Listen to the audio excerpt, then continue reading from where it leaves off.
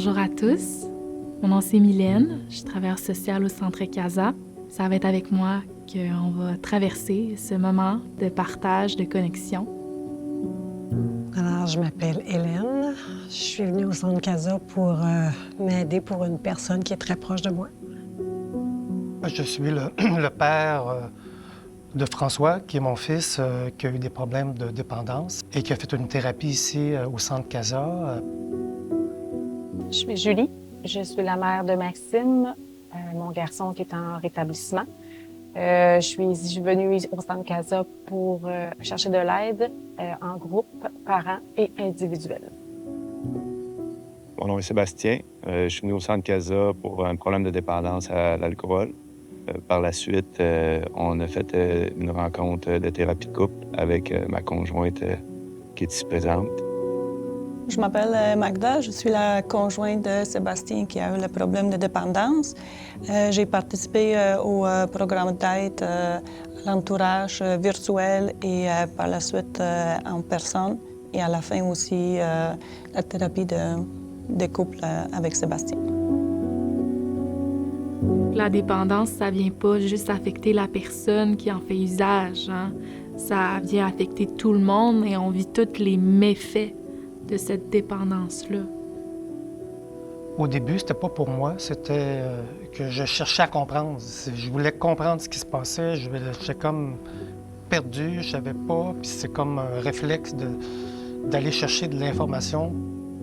J'avais besoin d'aide parce qu'évidemment que j'étais en train de tomber. C'était aussi simple que ça. Je me sentais pas bien, j'avais besoin de soutien. Donc, c'est par le biais du groupe que j'ai pu m'en sortir à travers cette épreuve-là. Moi, je dirais que le fait de participer avec d'autres personnes et d'entendre d'autres situations, ça ouvre on n'est plus tout seul avec le problème. Puis on a l'impression souvent aussi quand on parle avec les autres, bien, on se sent écouté, mais on se sent compris. Alors, des fois, il y a des sentiments qu'on peut avoir de la misère à partager, mais on sait que les autres les ressentent aussi. Puis dans des groupes, on n'a pas de jugement. Donc ça, l'écoute est présente. C'est très puissant, la force du groupe, dans ces partages-là. Moi, ce que ça a fait personnellement, ça m'a ramené vraiment les deux pieds sur terre, au sens que c'était sa problématique, sa maladie. Pour la personne dépendante et la personne de son entourage, le parent ou l'ami ou le frère, la sœur, c'est que c'est des chemins séparés. On n'est pas sur le même chemin que la personne qui fait. On est à côté, puis il faut faire notre propre chemin là-dedans. Mais tu ne peux pas faire les choses pour l'autre personne, comme l'autre personne ne peut pas faire les choses pour toi. Comment vous avez vécu l'expérience de couple, les interventions, le suivi conjugal que vous avez fait? Moi, ce que je me suis aperçu à travers tout ça, c'est que je pensais avoir une bonne écoute, mais j'avais pas une bonne écoute. Je posais une question, mais j'écoutais pas la réponse. Et je pense que c'est pendant cette rencontre-là que j'ai compris que c'est important de prendre soin de nous-mêmes. C'était comme ça le moment déclencheur que je me suis dit, je suis rendue là de me protéger de tout ça. Qu'on avait au début, je pense que c'était chaque semaine, par la suite, chaque 2 semaines.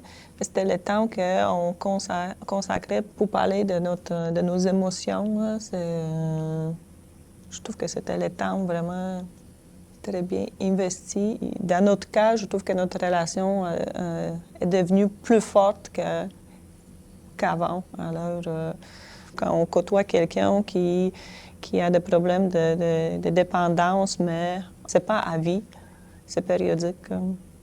Puis le fondement de ça, c'est de croire en l'autre personne malgré tout ça, là.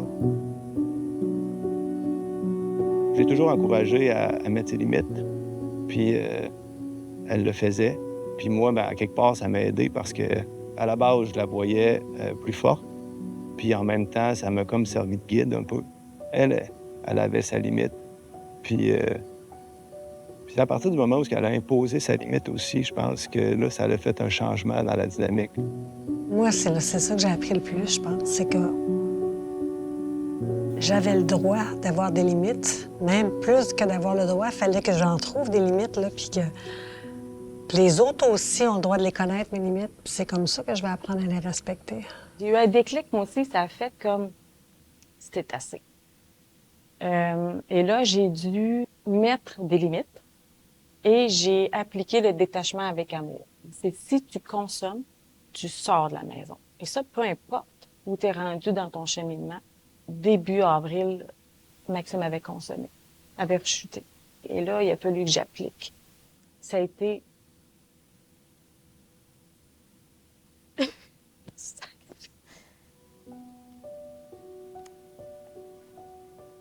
la chose la plus difficile.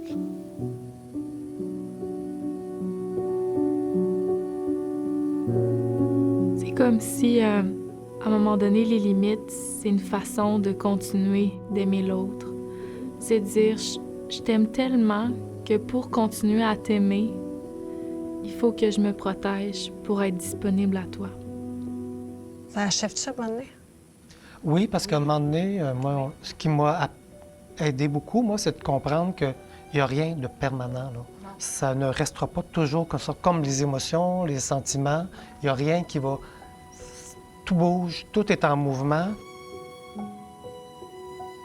Ça a l'air d'une grosse boule de problèmes, là, mais un éléphant, ça se mange une bouchée à la fois. Faire le premier pas, appeler. Juste ça. La personne qui va vous répondre, elle va vous guider. Puis tout le reste va sourire. Puis on a tout un peu nos carapaces, mais demander de l'aide. Demander de l'aide, c'est se montrer vulnérable à la base. Puis après ça, accepter que ce que les autres nous disent, que les choses doivent changer dans notre vie. Ouais, de ne pas avoir honte de demander, Non. de demander d'aide. C'est comme briser la solitude. Je trouve que ça m'a aidé beaucoup de parler avec d'autres personnes qui ont vécu la même chose. Alors, je trouve que de partager l'expérience, ça fait du bien. Je suis fière de moi d'avoir passé le processus et d'avoir continué.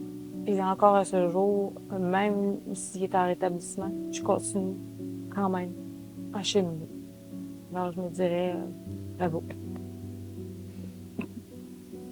Ouais. Oui, c'est vrai. C'est vrai. Il faut le reconnaître que je pense que j'ai réalisé pour une première fois peut-être dans ma vie, dans tout vraiment que j'ai été un bon père.